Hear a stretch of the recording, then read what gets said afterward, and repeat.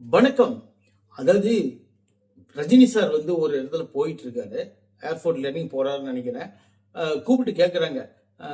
Sir sir sir Vijay முதலமைச்சர் Vijay sir பத்தி என்ன நினைக்கிறீங்கன்னு கேட்குறாங்க. ஒரு பதில் பேசினாரா? ஒண்ணுமே கிடையாது. அவர் பாட்டுக்கு இறங்கினாரு. அவர் பாட்டுக்கு விருன்னு போயிட்டு அப்படின்ட்டு போயிட்டு இருக்காரு. ஐயா ஒரு நின்று ஓகே நம்மளை பார்த்து வளர்ந்த தம்பி தானே, ஓகே இது பரவாயில்ல, நல்லா இருக்கட்டும், வாழ்த்துக்கள் அப்படின்னு ஏதாவது ஒன்று சொல்லியிருக்கலாம். அல்லது வந்து ஏதாவது ஒன்று பேசியிருக்கலாம். இப்போ ஒன்றும் தப்பு கிடையாது, இன்னும் பேசக்கூடாது அப்படின்னால இல்லை. இந்த மாதிரி ஏதோ ஒன்று பேசியிருக்கலாம்.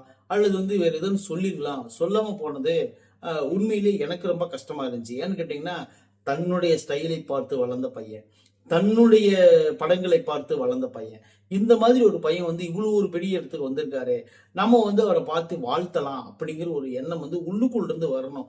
இதையே வந்து ஒரு கொஞ்ச நாளுக்கு முன்னாடி, எலெக்ஷனுக்கு முன்னாடி அந்த ஆதவ அர்ஜுனா வந்து திமுகவை பார்த்து அண்ணன் ஐயா ரஜினி பயந்துட்டாரு அப்படின்னு சொன்னதுக்கு, காத்திருங்கள் காலம் பதில் சொல்லும்னு சொன்னார் பார்த்தீங்களா? இப்போ காலம் பதில் சொல்லிருச்சு.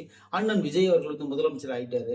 சரி ஓகே, பதில் சொன்னதுக்கு அப்புறம் நீங்க ஏதாவது இன்னும் ஒரு இடத்துல கமல் சார் கிட்ட கேட்குறாங்கங்க. அவர் கமல் சார் எவ்வளோ டீசெண்டான ஆளுன்னு பாருங்களேன். கமல் சார் கிட்ட கேட்குறாங்க, விஜய் முதலமைச்சர் ஆகிட்டாரு அப்படிங்கிறாங்க.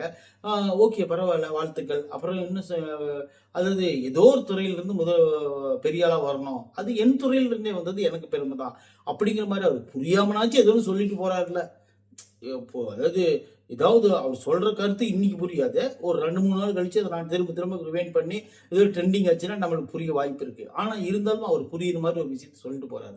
நல்ல மனிதர் கமல் சாரு. அந்த மாதிரி வந்து ஏதாவது ஒன்று சொல்லிடலாம். ஐயா சூப்பர் ஸ்டார் ரஜினிகாந்த் உண்மையிலேயே அவர் எனக்கு ரொம்ப பிடிக்கும். அதனால தான் நான் வந்து இப்படி சொல்றேன், வேற ஒன்றும் கிடையாது. சரி ஓகே, வருகின்ற காலங்களில் அவருக்கும் வந்து ஒரு நல்ல ஒரு 2 பேரும் சேர்ந்து பயணிப்பாங்க, அந்த பயணிப்பாங்கல்ல, 2 பேரும் சேர்ந்து பரஸ்பரம் தன்னுடைய வாழ்த்துக்களை தெரிவிப்பாங்க அப்படிங்கிறத வந்து நான் இந்த இதில் பதிவு பண்ணிட்டு, உண்மையிலே வந்து ரொம்ப பெருமையா இருக்கு விஜய் சார் முதலமைச்சர் ஆனதை அப்படின்னு சொல்லிட்டு இந்த வீடியோ இதோட முடிச்சுக்கிறேன். நன்றி, வணக்கம்.